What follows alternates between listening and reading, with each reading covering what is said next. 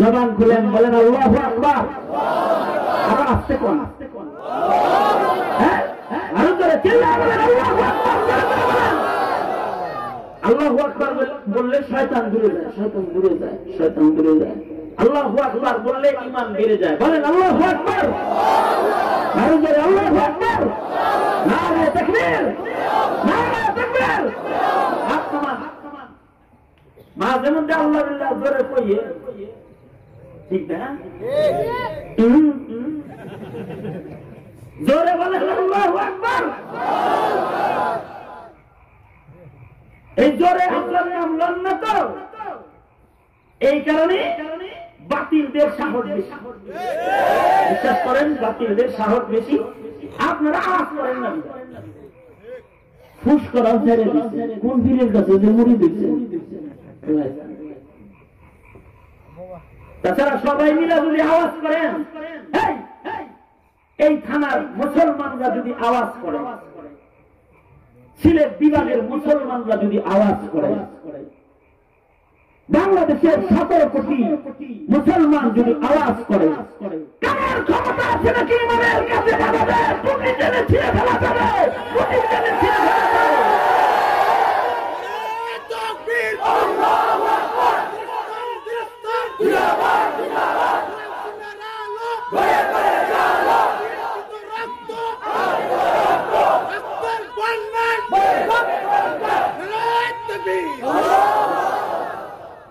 আজ মাহফিলে বাধা দিল,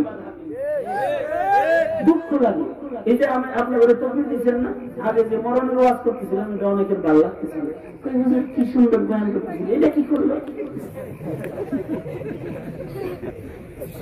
কি করছে, এটা ভালো কাজ হয়ে যায়। আমার ভালো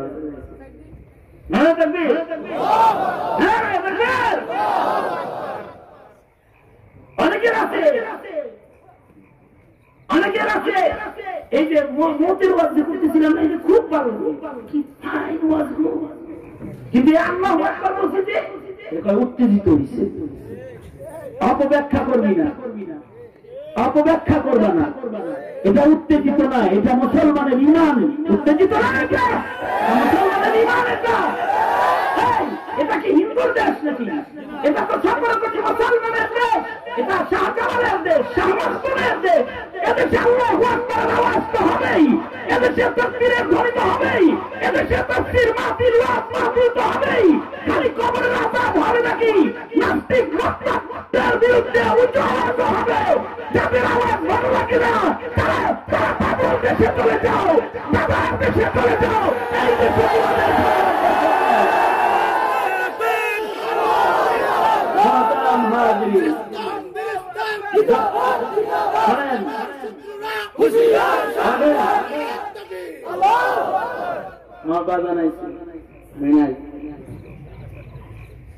কিন্তু আমার কথা হলো যেটা বলতেছিলাম,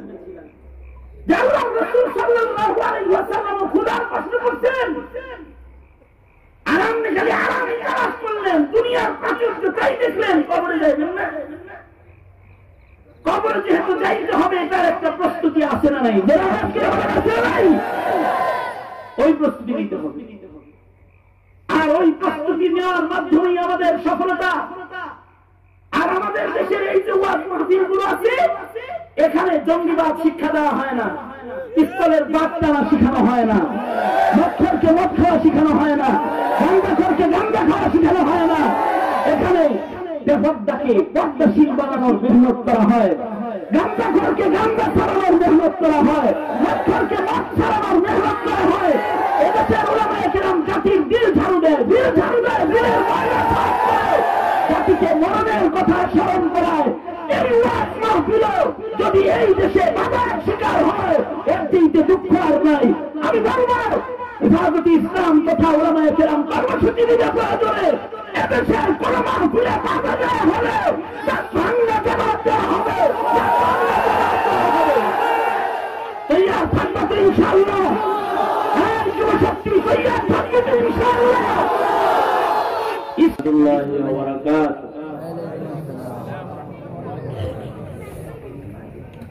আলহামদুলিল্লাহ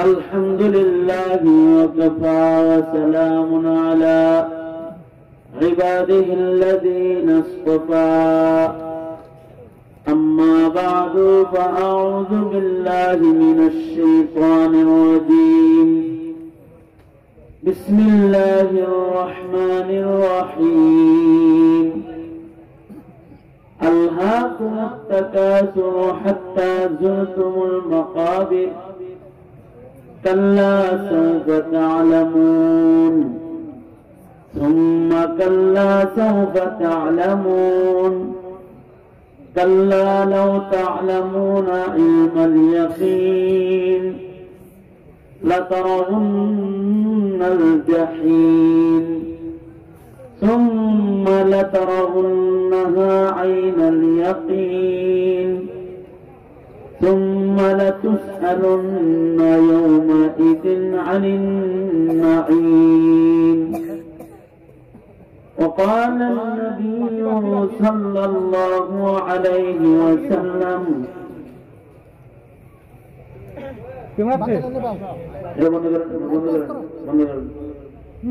الكيس من دان نفسه وعمل لما بعد الموت أو كما قال عليه الصلاة والسلام اللهم صل على محمد وعلى آل محمد كما صليت على إبراهيم وعلى آل إبراهيم إنك حميد مجيد اللهم بارك على محمد وعلى آل محمد كما باركت على إبراهيم وعلى آل إبراهيم إنك حميد مجيد بلغ العلا بكماله كشف الدجى بجماله حسنت جميع خصاله صلوا عليه وآله بلغ العلا بكماله كشف الدجى بجماله حسنت جميع خصاله صلوا عليه وآله روح حسن مصطفى روح حسن مصطفى ایک بحر بیقرار اس کے ساحل تک کوئی شیری بیاں پہنچا نہیں بلغ العلا بکمالہ کشف الدجى بجمالہ حسنت جميع خصاله صلوا عليه وآله الحمد لله শিরামিশি আব্দুল্লাহপুর মাস্টার হুমায়ুন কবির ও আলহাজ মিসবাউদ্দিনের উদ্যোগে আয়োজিত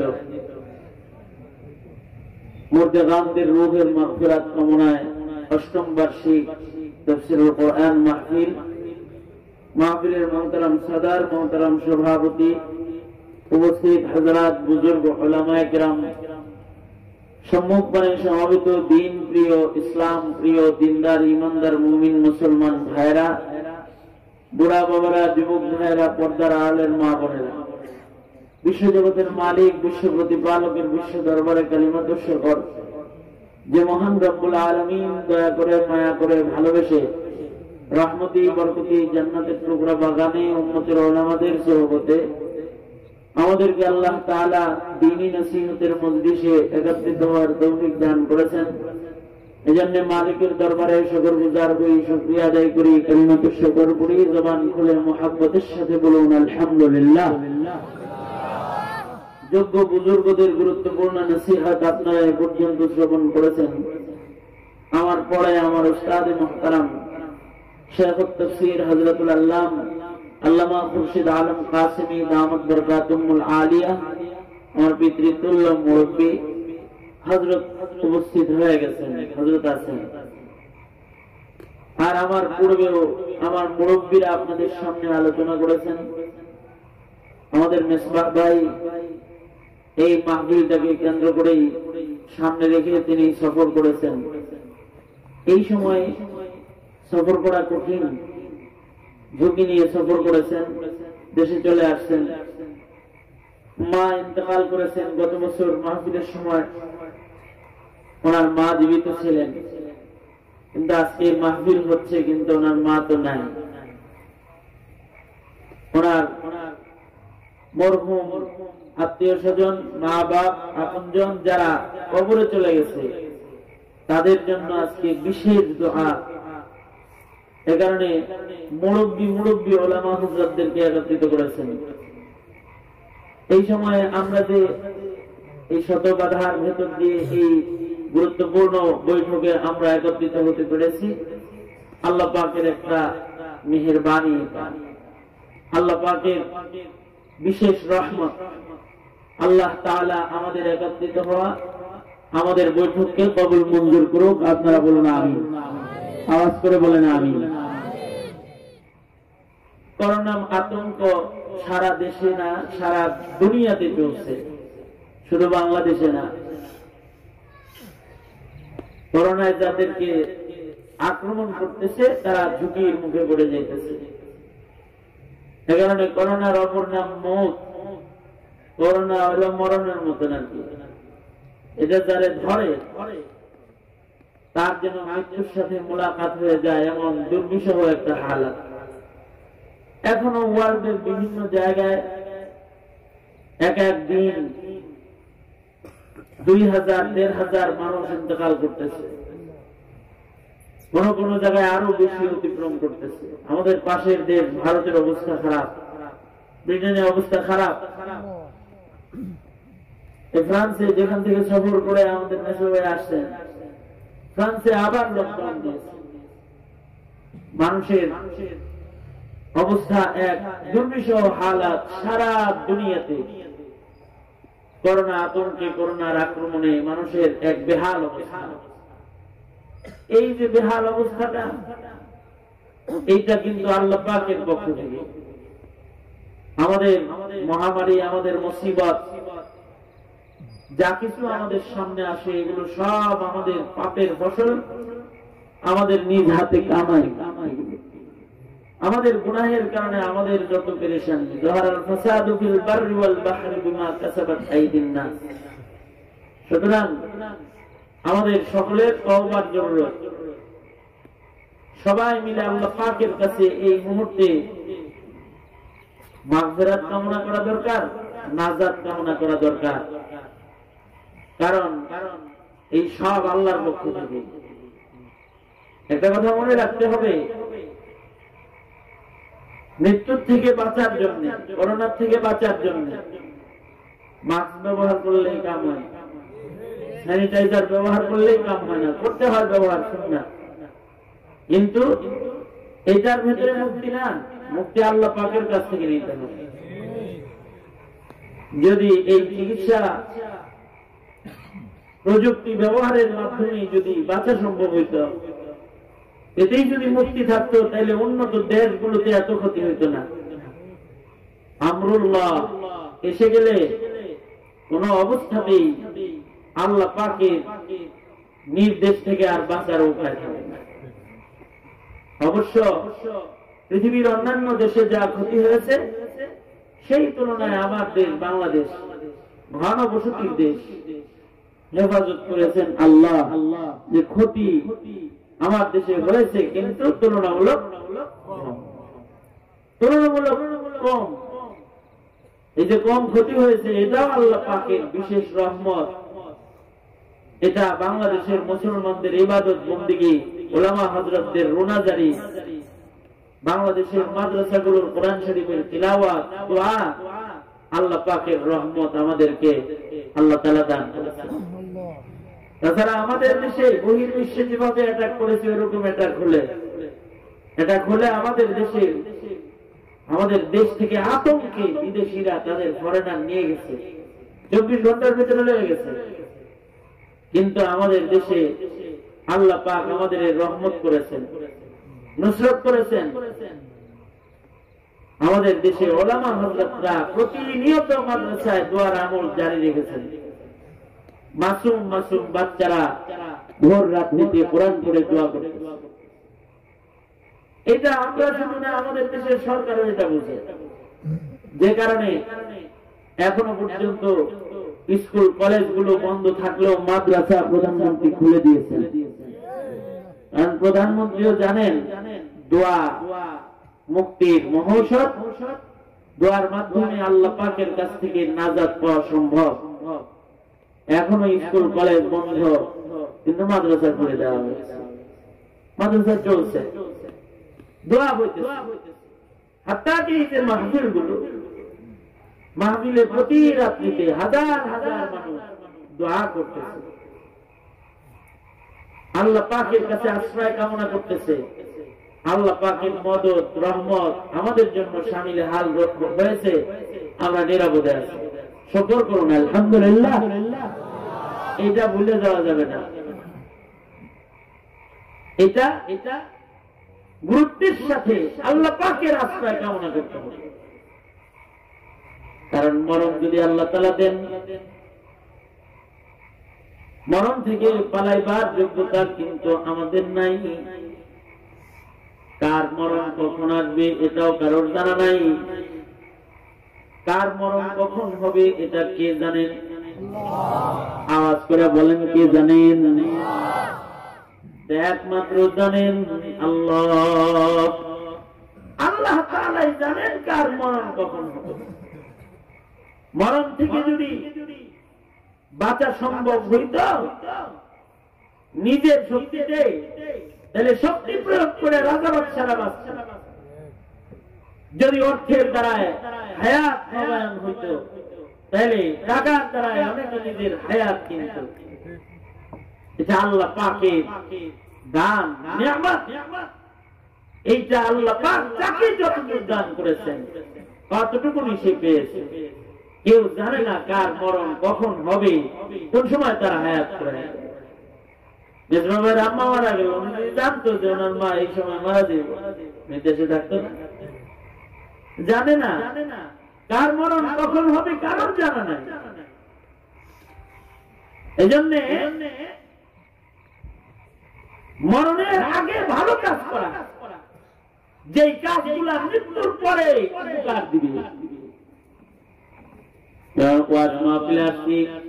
ওলামারা নসিহত করতেছে, শুনতেছি, তাসবিহাত করতেছি, তিলাওয়াত হইতেছে, শুনতেছি, মরার পরে পুঁজি অর্জন হইতেছে। নামাজ পড়তেছি, তিলাওয়াত হইতেছে, জিকির হইতেছে, ইবাদত হইতেছে, সব আপনার আমার জীবনে যা কিছু ইবাদত হইতেছে এগুলো সব মরার পরে কাজ দিবে। মরণের পরে যা কাজ দিবে ওইগুলো যারা করে এরা হলো চালাক। আর যারা হায়াত বরবাদ করে এমনি এমনি নাজাত কামনা করে এরা হলো বোকা। আল্লাহর রাসূল বলেছেন, আল কাইয়িসু মান দানা নাফসাহু ওয়া আমিলা লিমা বাদাল মাউত। চালাক হলো সে যে মরণের পরের কাজগুলা হায়াতে বেশি বেশি করে।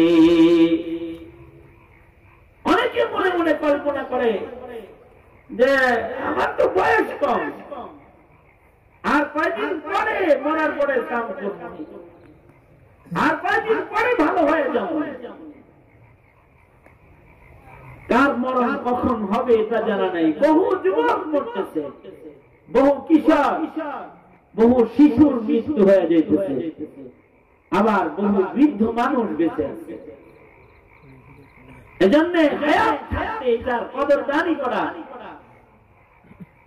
নিজের ইচ্ছায় এখানে থাকা সম্ভব না, এটা ভেতরে বসায় নেওয়া। আসছি যার হুকুমে, যেতে হবে তার হুকুমে। কখন যাব?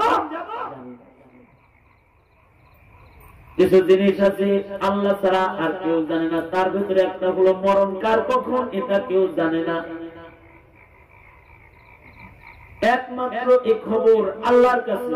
ইন্নাল্লাহা ইনদাহু ইলমুস সাআ ওয়া ইউনাজ্জিলুল গায়সা ওয়া ইয়ালামু মা ফিল আরহাম ওয়া মা তাদরি নাফসুম মাযা তাকসিবু গাদা ওয়া মা তাদরি নাফসুম বিআইয়ি আরদিন তামুত।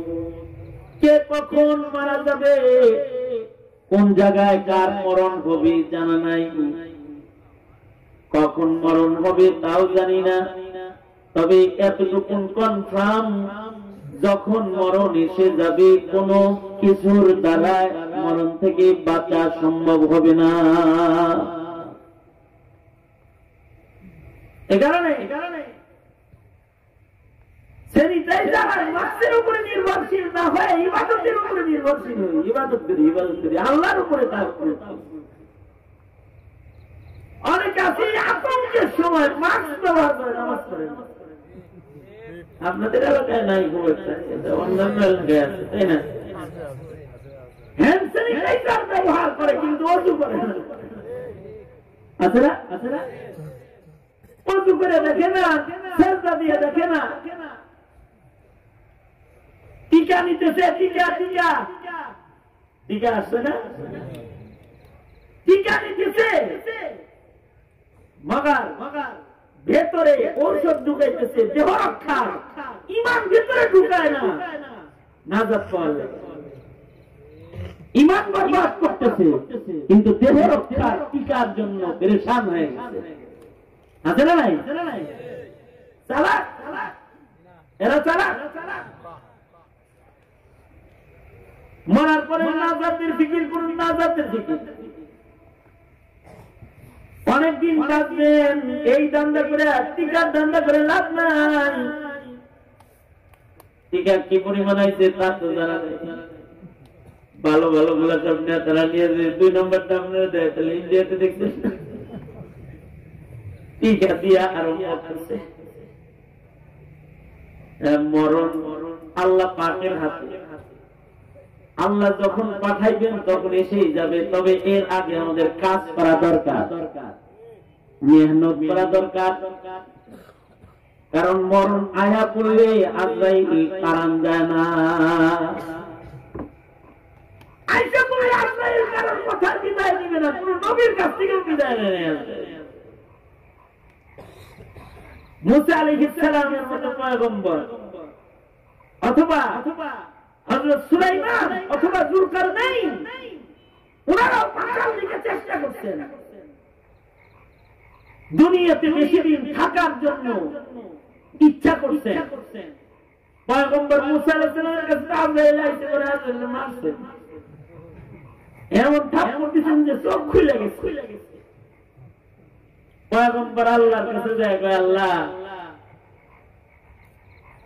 আজরাইল যায়, আল্লাহ আমার তো মারলো, চোখ গেছে, ভালো করে দিলাম, বিনা অনুমতিতে হাত দিচ্ছে গায়ে। যা যা বলবি যে আল্লাহ আপনার অপেক্ষায় আছে, তাহলে দেখবি পাগল হয়েছে আসার লেগে। এরপরে যদি থাকতে চায় খবর দিস, মরণ হবেই, মাপ নাই। তবে যদি থাকতে চায় তাহলে পশমি হাইওয়ানের পিঠে হাত রাখতে পার, হাতের নিচে পশম যেমন পড়বে গুনে গুনে হায়াত বাড়ায় দেওয়া। আজরাইল আবার চোখ ভালো করে দিল। আজরাইল পয়গম্বর যদি থাকবার চান আগে মেনে দেন, যদি থাকবার চান তাহলে এইভাবে হায়াত কিছু বাড়ান দেন। মগার শেষ হয়ে গেলে আবার মরণ হবে, মাপ নাই। তবে আমার সাথে যদি এখন যান তাহলে আল্লাহ দিদার, আল্লাহ তাআলা আপনারা অপেক্ষা করতেছেন।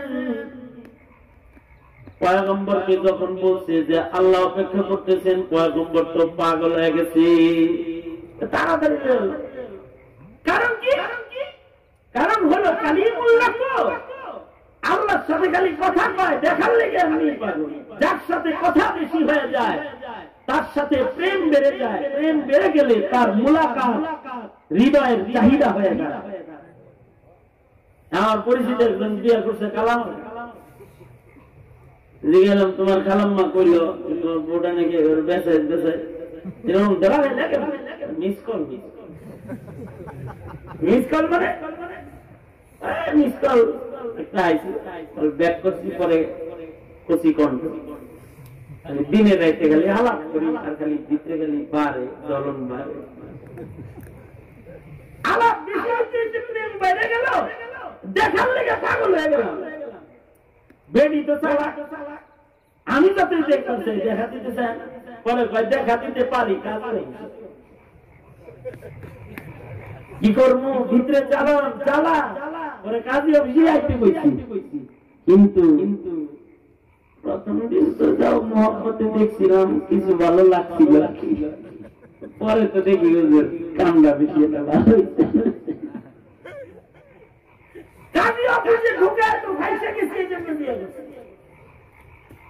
এই যে দেখার চাহিদা জন্মায় কথার কারণ, যেহেতু পয়গম্বর কালিমুল্লাহ আল্লাহর সাথে কথা কয়ার জন্য দেখতে মনে চায়, আল্লাহকে বলে আল্লাহ আমার লোকে দেখা দেন। আল্লাহ বললাম তারানি, পশ্চিম কালেও দেখা হবে না, দেখতে পারবার না, না তাও দেখা দেন। কথা বলতে বলতে আপনারা দেখতে ভেতর পাগল না, আমরা দেখতে পারবো না, ওলা কিন্তু ইলাল জাবাল পাহাড়ে তাকাও, নূরের তাজাল্লি হইতেছি। পয়গম্বর পাহাড়ের দিকে তাকাইছেন, আল্লাহর নূরের তাজাল্লি দেখে বেহুশ হয়ে পড়ে গেছেন। যে দেখার জন্য যে পাগল হইছেন, এটা হলো কথার কারণে। আজরাইল যখন এবার বলছে আমার সাথে গেলে আল্লাহর লোকে মোলাকাত, আল্লাহ পাক আপনার অপেক্ষা আছেন, তাহলে তাড়াতাড়ি হয়ে যাও। চেষ্টা করে মুসা আলাইহিস সালাম থাকতে পারেন নাই। হযরত যুলকারনাইন সারা দুনিয়ার বাদশাহী করেছেন, হায়াত বাড়ানোর জন্য আবে হায়াত করছেন। মসজিদুল হারামে ইব্রাহিম আলাইহিস সালামের সাথে দেখা, পয়গম্বর বলে খাজিরের সাথে দিলাম, দুইজনে মিলা খুঁজেন, ওরে এলে মাসে পায়া যাইবেন। 100 বছরে একবার আবে হায়াত মাটির নিচ থেকে বাইরে হয়, খাইলে হায়াত বেড়ে যায়। পয়গম্বর ইব্রাহিম আলাইহিস সালামের মশওয়ারায় হযরত খাজিরকে লইয়া যুলকারনাইন আবে হায়াত খুঁজলেন। খুঁজতে খুঁজতে আবে হায়াত পাওয়া গেছে। হযরত খাজির চিল্লাইতেছে বেশি সময় থাকবো না, কিন্তু চলে গেল। উঠছে কিন্তু চলে গেল, তাড়াতাড়ি খান। কিন্তু যুলকারনাইন দূরে ব্যস্ত হয়ে গেছে, আইতে আইতে চলে গেছে।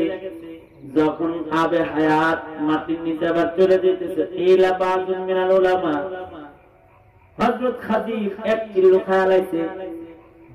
খাজিরের তো হায়াত বেড়ে গেছে, কিন্তু যুলকারনাইন বাদশা হয়েও হায়াত দেয়। যিনি থাকলে চাইল তিনি থাকতে পারল না। এবার মৃত্যু হয়ে পড়ছে। সন্তানদের বলে, সন্তানরা আমি মরে গেলে আমার হাত কাফনের কাপড় থেকে বাইর করে শহর ঘুরাবি। সন্তানরা কয় কেন? যুলকারনাইন বলে সবাই দেখুক, দুনিয়া থাকার জায়গা না, আর যাওয়ার সময় খালি হাতে লাগে, দুনিয়ার কিছু নেওয়া যায় না।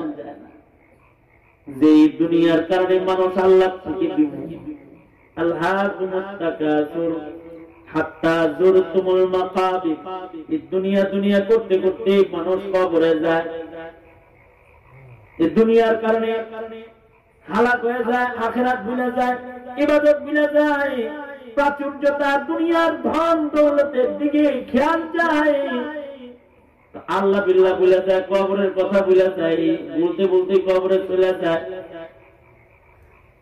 আমি যে বাদশা ছিলাম, চাইতে যে কিছু যে নিতাম পারি না, এটা দেখায় দিয়ে বাচ্চা। সন্তানরা যুলকারনাইনকে কাফন পরায় হাত বাইর করে শহর ঘুরাইতেছে। শহরের লোকেরা বলে, কিও তোমাদের আব্বা সারা দুনিয়ার বাদশাহী করছে, মরার পরেও হাত বাইর করে কি চায়? সন্তানরা কান্দে আর কয় না দুনিয়াবাসী আব্বা তোমাকে দেখা দিয়ে গেল যে মরার পরে কিন্তু রুম খালি আছে। সুতরাং দুনিয়া কিন্তু নিতে পারবে না এমন কিছু নিয়ম যা মরার পরে কাম দেয়। দুনিয়া দুনিয়া না করে কিছু ইবাদত করো যা নিয়া কবরে যাওয়া যায়। কারণ এই পৃথিবীর কোনো কিছু মানুষের সাথে কবরে যায়, আবার থাকাও যায় না। দরকার নাই, নিতেও পারে নাই, থাকতেও পারে নাই, আবে হায়াত খুঁজছে, পান করতে পারে নাই।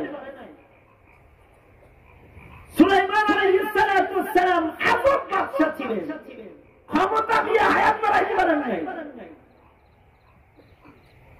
মসজিদুল আকসা যখন পুনর্নির্মাণ করতেছেন, জিন দিয়ে নির্মাণ করতেছেন, আজব বাদশাহী তো মানুষেরও বাদশা, জিনেরও বাদশা। জিনের লাহেন বাংলাদেশের এমপিগিরি নেয় না, সারা দুনিয়ার বাদশা, সারা দুনিয়ার মানুষের বাদশা, জিন্নাতের বাদশা। সারা দুনিয়ার ইনসান জিনের বাদশা হলো পয়গম্বর সুলাইমান। সারা দুনিয়া বাদশাহী করার জন্য আল্লাহ তাআলা আজব মুজিজা দান করেছেন, তখত দান করেছেন, তখত দিয়ে তখতে করে সারা দুনিয়া বাদশাহী করেছেন। এমন রোগওয়ালা মুজিজা দান করেছেন যে ওনার সুরত দেখলে জিন্নাতরা থরথর করে কাঁপত। পয়গম্বর যখন জিনদের দিকে শাসনের জন্য তাকাইতেন, রাগ গুসা যখন হইতেন, তখন ওনার মাথার চুল, গায়ের পশম সব দাঁড়ায় যেত। বিভৎস আকৃতি, ভয়ঙ্কর সুরত দেখে জিন্নাতরা ভয়ে থরথর করে কাঁপত। তুমি তো বাপ ধরে দাঁড়ায় রয়েছে, আর দুষ্ট দুষ্ট জিন সব রাজমিস্ত্রি যেটি ওগুলো লাগাইছে মসজিদ নির্মাণে, সব মসজিদুল আকসা নির্মাণ করতেছে। এই দিক দিয়ে নির্মাণ অর্ধেক হয়েছে আর ভিসা তো শেষ হয়ে গেছে। আজরাইল আসছে, আজরাইল রাখো মিয়া, কি বাহিনী লাগাইছে দেখো না, দুষ্ট নাম্বার 1। এখন আমার মসজিদে আমি করে আল্লাহর লগে একটু কথা কয়াল দি। পয়গম্বর আল্লাহকে বলে, আল্লাহ এই টাইমে যদি মাইরালাম তাহলে মসজিদ কিনতে রইব না, মসজিদের খাতিরে আমার হায়াত বাড়ায় দেন।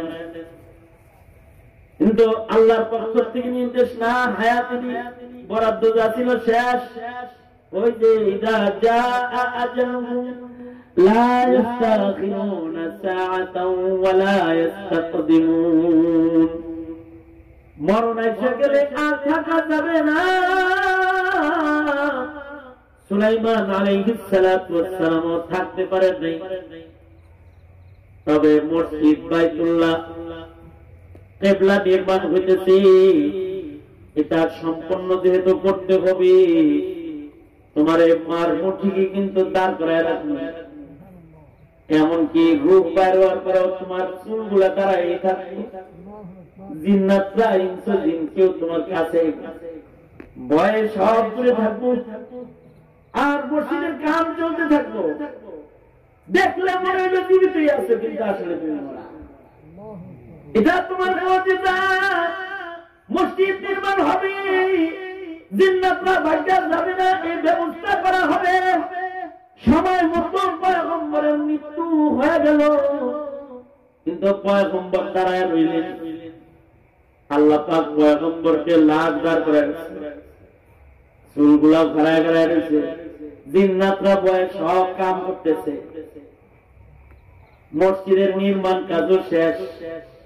আল্লাহ পাক উলুপুকাকে নির্দেশ করছে যে লাঠি দিয়ে বট দিয়ে খাড়া করায় রাখছি, এটা খাইতে থাক।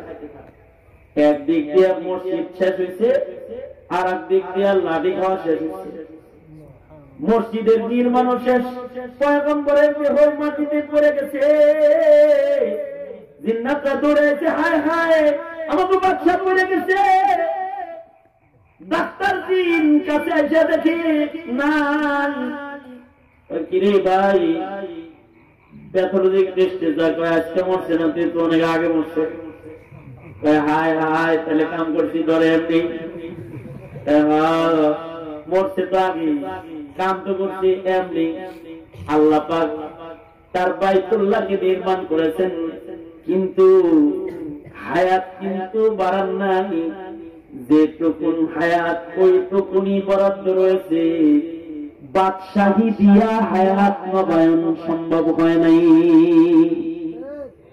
সঙ্গত কারণে তুমি যে মনে মনে ভাবো যে তুমি অনেকদিন বাঁচবা, কখন বাঁচবা জানা নাই, যখন এসে যাবে দুহাই নিয়ে 1 মিনিটের হায়াত কিনতে পারবে না। এর আগে প্রস্তুতি গ্রহণ করো, ময়দানে মাহশারে কিন্তু আল্লাহ পাকের দেওয়া হার হার নিয়ামতের হিসাব দিতে হবে। প্রত্যেকটা নিয়ামতের হিসাব না দিয়া এক কদম নড়াচড়া করা যাবে না। সুম্মা লাতুসআলুন্না ইয়াওমাইযিন আনিন নাঈম।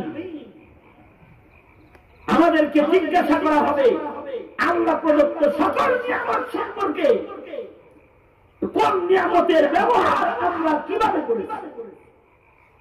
এই যে আল্লাহ হায়াত দিচ্ছে, এটা কেমনে কাটাইছি? মসজিদে কাটাইছি নাকি মন্দিরে কাটাইছি? ওয়াজে কাটাইছি নাকি ব্যাংশতে কাটাইছি? নামাজ রোজা ইবাদত বন্দেগীতে কাটাইছি নাকি ফাতরামিতে কাটাইছি? ইসলামের জন্য কাটাইছি নাকি ইসলামের বিরুদ্ধে কাটাইছি? জিন্দেগীর প্রতি তার নকল হরকতের হিসাব হবে। এজন্য বুঝ কইরা চিন্তা ভাবনা করে কদম কদম বাড়া। হায়াতের একটা অংশ যেন এমন না কাটে যা আমার জাহান্নামে যাওয়ার কারণ হয়। আমার দৃষ্টি যেন এমন জায়গায় না পড়ে যা আমার দোজখে যাওয়ার কারণ হয়। আমার মুখ যেন এমন কথা না বলে যা আল্লাহর আদালতে আসামি হওয়ার কারণ হয়। আমার কদম যেন ওই পথে না হাঁটে যে পথে হাঁটলে আল্লাহর কাছে আমার ধরা খাইতে হয়। প্রত্যেকটা নিয়ামতের হিসাব আল্লাহর কাছে দিয়া তারপরে সামনে যাইতে হবে। মনে করছে এমনি এমনি পাইছো সব, চাঁদ উঠতেছে, সূর্য উঠতেছে, ডুবতেছে, মাটির থেকে রিজিক বাইরে উঠতেছে, খাইতেছ, আর টুটু কোম্পানির ম্যানেজার ঘুরতেছ, এমনি জান্নাতে যাবা। এত সোজা না। মেহনত করা লাগবে, মেহনত। জিন্দেগিতে কিছু দায়িত্ব আদায় করা চাই। আল্লাহ রাসূল সাল্লাল্লাহু আলাইহি ওয়াসাল্লাম নবীজি বলেন, গাছের ছায়ার নিচে যে বসে থাকো, এইটার হিসাব করা লাগবে। এই যে আল্লাহ গাছের ছায়ায় বসে তুমি কি আল্লাহ পাওয়ার ধান্দা করলা নাকি আকামের ধান্দা করছো, এইটাও জিজ্ঞাসা করা। একদিন আল্লাহ রাসূল সাল্লাল্লাহু আলাইহি ওয়াসাল্লাম ক্ষুধার যন্ত্রণায় ঘরের বাইরে বেরিয়ে আসলেন। আল্লাহ নবী এত ক্ষুধা লাগছে, কয়েকদিনের না খাওয়া পেট লেগে গেছে, ক্ষুধার যন্ত্রণায় নবী বাইরে বাইরে। সরওয়ারে দু আলম নবী মুহাম্মদুর রাসূলুল্লাহ সাল্লাল্লাহু আলাইহি ওয়াসাল্লাম কখনো কখনো ক্ষুধায় এত কষ্ট করেছেন, মাসের পর মাস অতিক্রম হয়েছে, নবীজির ঘরের চুলায় আগুন ধরে না। হাবিবে কিবরিয়া সাইয়্যিদুল মুরসালিন নবীর ঘরের চুলায় আগুন নাই, আর বিদেশি যে আসে আর খাওয়ার গুলো, হ্যাঁ নিয়ামত, এটা হিসাব দিতে ওই নিয়ামত। সিলেটে তো বিদেশি ইনকাম বেশি, একজনে কামায় আর খুশি শুদ্ধ খাও আর পুরো খালি, নামাজ নাই, কিছু নাই, ইবাদত নাই, বন্দেগী নাই। আপনারা না, যারা তারা যারা এরকম করে তারা প্রত্যেকটা মুহূর্তের হিসাব আল্লাহর আদালতে দিতে হবে। আল্লাহ রাসূল মাসের পর মাস এমন অতিক্রম করতেন যে আল্লাহর রাসূলের ঘরে চুলায় আগুন ধরে না। হযরত আয়েশা সিদ্দিকা বলেন, এমন মাস অতিক্রম হয়ে গেছে যে আমাদের ঘরের চুলায় জ্বলে নাই। সাহাবী বলেন, উম্মুল মুমিনিন, এই সময় আপনারা কি খায়া বাঁচতেন? যখন চুলা জ্বলতো না গড়ে, হযরত আয়েশা বলেন কখনো কোনো আনসার সাহাবীর বাড়ি থেকে এক দুইটা খেজুর হাদিয়া আসলে ওই খেজুরটা একটা খেজুরে ভাগ করে অর্ধেক আমি খাইতাম, অর্ধেক নবী খাইতাম। এই অর্ধেক খেজুর আমি খাতাম আর আল্লাহর রাসূলকে অর্ধেক খেজুর দিতাম। একটা খেজুর ভাগ করে দুইজনে খায়া দিন কাটায় দিতাম। সাইয়্যিদুল মুরসালিন নবীর হায়াত। আর আমরা হলো দুনিয়ার দিকে তাকাইতে তাকাইতে আখিরাত করার টাইম নাই, বাড়ি করতে করতে নামাজ পড়ার টাইম নাই, গাড়ি করতে করতে খাওয়ান দাওয়ান রেডি করতে করতে দুনিয়ার আরাম আয়েশের দিকে খেয়াল করতে করতে আল্লাহ বিল্লাহ ধান্দা করার টাইম নাই। দুনিয়ার প্রাচুর্যতা আমাদেরকে আল্লাহ বিমুখ করে ফেলেছে। কিন্তু সরওয়ারে দো আলম নবী সাইয়্যিদুল মুরসালিন নবীর হায়াত হলো কখনো কখনো আল্লাহর নবী মাস ব্যাপী ঘরের চুলায় আগুন ধরতো না। অথচ আল্লাহর রাসূলের ক্ষমতা, আল্লাহর রাসূল যদি চাইতেন যে মুসা আলাইহিস সালামের মতো জায়গায় বসে বসে রান্না সালওয়া নিজে খাবেন, উম্মতকে খাওয়াবেন, পারতেন। আল্লাহর রাসূল যদি মুখ দিয়ে কিছু বলতেন আল্লাহকে যে উহুদ পাহাড় স্বর্ণ বানায় দাও, আল্লাহ তাআলা তার হাবিবের সম্মানে স্বর্ণ বানায় দিতেন। কারণ আল্লাহর রাসূলের কথায় তো আল্লাহ তাআলা নিয়ম অনিয়ম করেন, নিয়মকে অনিয়ম বানায় ফেলেন আল্লাহর নবীর সুপারিশে। ওই যে আল্লাহ রাসূল সাল্লাল্লাহু আলাইহি ওয়াসাল্লাম একজনের জন্য সুপারিশ করলেন। শরীয়তে ইসলামের একটা বিধান হইল, ইসলামী শরীয়তের একটা বিধান, দুই হাত উপরে তোলা, ভালো করে শুনুন, মনে থাকবো না, শুধু আঙুল খুলেন। কই গেছিলেন আপনারা? এত করে যাইবেন, হায় হায় কত মানুষ এসে হয়েছি, কত এমন দিয়ে বসার জায়গা লাগিয়েছে, হাত তুলেন, এরকম করলেন, মারেন চারেন, জবান খুলেন, বলেন আল্লাহু আকবার। আবার আসতে কোন, হ্যাঁ আরো জোরে চিল্লায় বলেন আল্লাহু আকবার। আল্লাহু আকবার বললে শয়তান দূরে যায়, শয়তান দূরে যায়, শয়তান দূরে যায়। আল্লাহু আকবার বললে ঈমান বেড়ে যায়। বলেন আল্লাহু আকবার, আরো জোরে আল্লাহু আকবার। নারে তাকবীর, নারে তাকবীর। হাত সমান, মাঝে মধ্যে আল্লাহ বিল্লাহ জোরে কইয়ে, ঠিক না? জোরে বলেন আল্লাহু আকবার। এই জোরে আল্লাহর নাম লন না তো, এই কারণে বাতিলদের সাহস বেশি। বিশ্বাস করেন, বাতিলদের সাহস বেশি। আপনারা আওয়াজ করেন না, ফুস করা ছেড়ে দিচ্ছে। কোন পীরের কাছে যে মুড়ি দিচ্ছে, তাছাড়া সবাই মিলে যদি আওয়াজ করেন, এই থানার মুসলমানরা যদি আওয়াজ করে, সিলেট বিভাগের মুসলমানরা যদি আওয়াজ করে, বাংলাদেশের 17 কোটি মুসলমান যদি আওয়াজ করে, কার ক্ষমতা আছে নাকি ইমানের কাছে বাঁধাবে? টুটি টেনে ছিঁড়ে ফেলা যাবে, টুটি টেনে ছিঁড়ে ফেলা যাবে।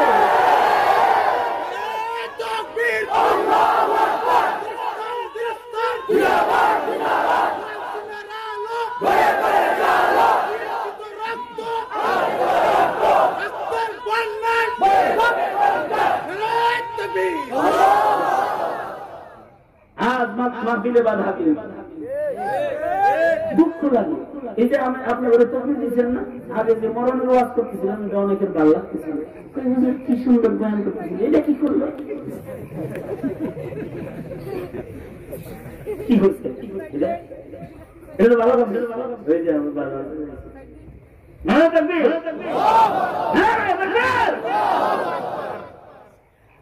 অনেকের আছে, অনেকের আছে। এই যে মতের ওয়াজ করতেছিলাম, এই যে খুব ভালো, কি ফাইন ওয়াজ, কিন্তু আল্লাহু আকবার বলছে যে উত্তেজিত হয়েছে। অপব্যাখ্যা করবি না, অপব্যাখ্যা করবা না। এটা উত্তেজিত না, এটা মুসলমানের ঈমান। উত্তেজিত না, এটা মুসলমানের ঈমান। এটা কি হিন্দুর দেশ নাকি? এটা তো 17 কোটি মুসলমানের দেশ। এটা শাহজালালের দেশ, শাহ মাসুমের দেশ। এদেশে আল্লাহু আকবারের আওয়াজ তো হবেই, এদেশে তাকবীরের ধ্বনি তো হবেই, এদেশে তাফসীর মাহফিল ওয়াজ মাহফিল তো হবেই। খালি কবরের আযাব হবে নাকি? নাস্তিক মুরতাদের বিরুদ্ধে উচ্চ আওয়াজ হবে। যাদের আওয়াজ ভালো লাগে না তারা বাবুর দেশে চলে যাও, বাবার দেশে চলে যাও। এই দেশে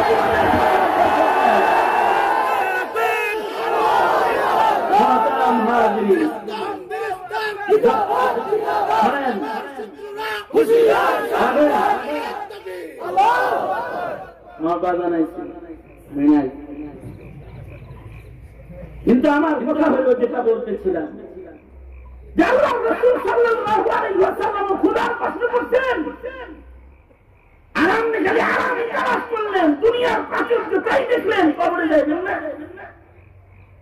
কবরে যেহেতু যাইতে হবে এটার একটা প্রস্তুতি আছে না নাই? ওই প্রস্তুতি নিতে হবে, আর ওই প্রস্তুতি নেওয়ার মাধ্যমেই আমাদের সফলতা। আর আমাদের দেশের এই যে ওয়াজ মাহফিল গুলো আছে, এখানে জঙ্গিবাদ শিক্ষা দেওয়া হয় না, পিস্তলের বাদ টানা শিখানো হয় না, মদ খাওয়া শিখানো হয় না, গাঁজাখোরকে গাঁজা খাওয়া শিখানো হয় না। এখানে বেপর্দাকে পর্দাশীল বানানোর মেহনত করা হয়, গাঁজাখোরকে গাঁজা ছাড়ানোর মেহনত করা হয়, মদখোরকে মদ ছাড়ানোর মেহনত করা হয়। এদেশের উলামায়ে কেরাম জাতির দিল ঝাড়ু দেয়, দিল ঝাড়ু দেয়, দিলের ময়লা সাফ করে জাতিকে মরণের কথা স্মরণ করায়। এই ওয়াজ মাহফিল যদি এই দেশে বাধার শিকার হয়, এর চেয়ে দুঃখ আর নাই। আমি বারবার হেফাজতে ইসলাম তথা উলামায়ে কেরাম কর্মসূচি দিতে প্রয়োজনে এদেশের কোন মাহফিলে বাধা দেওয়া হলে তার ভাঙা জবাব দেওয়া হবে। তৈয়ার থাকবে তো ইনশাআল্লাহ, হ্যাঁ যুবশক্তি তৈয়ার থাকবে তো ইনশাআল্লাহ। ইসলামের জন্য কথা বলতেই হবে। আমরা আইন মানি, 1000বার মানি, প্রশাসন মানি, 1000বার মানি, কিন্তু কোরআনের বিপক্ষে প্রশাসন যাবে মুসলমানের দেশে, এটা কামনা করতে পারি না। আমরা এটা মেনে নিতে পারি না। শোনেন, আমি ভারতবর্ষ সফর করেছি আমার এই মুরব্বীদের দোয়া, শত বুজুর্গ ভারতের লেখাপড়ায় দারুন দেওবন্দের কৃতি সন্তানদের অন্যতম একজন আল্লামা খোরশেদ আলম কাসেমী দামাত। আমি সফর করেছি 25 দিন ব্যাপী, টোটাল ভারত বর্ষে আমি ঘোরার চেষ্টা করেছি 25 দিনে। এক এক প্রদেশে 2 দিন 3 দিন এরকম গেছি, ঘুরছি, যতদূর পারছি ঘুরছি। এমনও জায়গা অতিক্রম করতে হয় সারাদিন 2 দিন 3 দিনের ভেতরে আযান শোনা যায় না। এই মিয়া কুলুলু শোনা যায়, আযান শোনা যায় না। এজন্য আমাদের দুঃখ লাগে না যে ওখানে কেন আযান শুনি না। আরে ওখানে মুসলমান নাই তো, আছে ওই এলাকা দিয়ে হিন্দু আধিক্যতা, গুটি কয়েক মুসলমান আছে যারা উগ্রবাদীদের নির্যাতনে তারা অতিষ্ঠ, এ কারণে তারা আযান দিতে পারে না। আমাদের কষ্ট লাগে না তো তখন। কিন্তু আমার দেশে কুলুলু পূজায় বাধা নাই, গানে বাধা নাই, ওয়াজের আওয়াজ শুনলে যে নাস্তিকগুলোর মাথা খারাপ হয়, ওরা খালি মরণের ওয়াজ শুনতে চায়। ওদেরকে উচিত শিক্ষা দেওয়া দরকার, উচিত শিক্ষা দেওয়া দরকার, উচিত শিক্ষা দেওয়া দরকার। মুহতারাম হাজিরিন, আমাদের জিন্দেগির মওতের পরের তৈয়ারি আমরা কিভাবে অর্জন করব, এর জন্যই দরকার এই সকল ময় মুরব্বীদের নসিহত। ঠিক কি না? আল্লাহ তাআলা আল্লামা কাসেমী দামাত বরকাতুহুকে নেক হায়াত লম্বা করে দেখ। দরবার আমিন। মেসরো ভাই, ওনার মা আমাকে অনেক মহব্বত করতেন। জনাব হাবিব সাহেব, আরো যারা উলামায়ে কেরাম এখানে যারা আসছে, এদের ভক্ত ছিলেন ওনার মা। সারাদিন এই ওয়াজ শুনতেন, আলেম ওলামার বয়ান শুনতেন। এই মাহফিল কেন্দ্র করে উলামায়ে কেরাম এই বাড়িতে আসতেন, চলে গেছেন। উনি চলে যাওয়ার পরপরই আমার মাদ্রাসায় যে মসজিদের নির্মাণ কাজ হইতেছে, ওখানে উনি ওনার মায়ের জন্য আমাদের দোতলার মসজিদের যত ইট আছে এবং যা খরচ গেছে দোতলার ইট পারপাস সব উনি দিচ্ছেন। এই যে মাহফিলটা, এটাও মায়ের রুহের মাহফিল। আমরা ভাবি ক্যান্সারে ইন্তেকাল করেছেন, আর অনেক মুরব্বীরা কবরে গেছে, তাদের জন্য আমাদের মুরব্বী দোয়া করবেন, আল্লাহ তাআলা যেন ওই মুরব্বীদেরকে জান্নাত দান করেন, মাগফিরাত দান করেন। আর এরা যারা আছে এদেরকে আল্লাহ তাআলা নিরাপত্তা দান করেন, আল্লাহ তাআলা এদেরকে দ্বীনের কাজ করার জন্য কবুল মঞ্জুর করেন, তৈয়ার করে দেন, দ্বীনের জন্য মেহনত করতে পারে। আপনাদেরকে আল্লাহ তাআলা দ্বীনি কাজ করার ইস্তিহা হিম্মত দান করেন ইনশাআল্লাহ। ইনশাআল্লাহ মরার পরের কাজ করবে ইনশাআল্লাহ, নামাজ কাজা করব না ইনশাআল্লাহ। কারা কারা কারা কারা আল্লাহ কবুল করেন, আমিন। এই বলেই আমি আমার মুরব্বীকে, আমাদের সকলের মুরব্বী আল্লামা কাসিম দামাত বরকাতুহুকে আখেরি নসিহত এবং আখেরি দোয়া করার জন্য ওনাকে আপনাদের কাছে আমানত, আপনাদেরকে হুজুরের কাছে আমানত দিয়ে এই দ্বীনি সম্পর্কের নিসবত থেকে আল্লাহ তাআলা সবাইকে আজকে খালিস তওবা নসিব করে এই কামনা করে আমি আমার সংক্ষিপ্ত কথা এখানেই শেষ করতেছি। ওয়া আখিরু দাওয়ানা আলহামদুলিল্লাহি রাব্বিল আলামিন। আসসালামু আলাইকুম ওয়া রাহমাতুল্লাহি ওয়া বারাকাতুহু।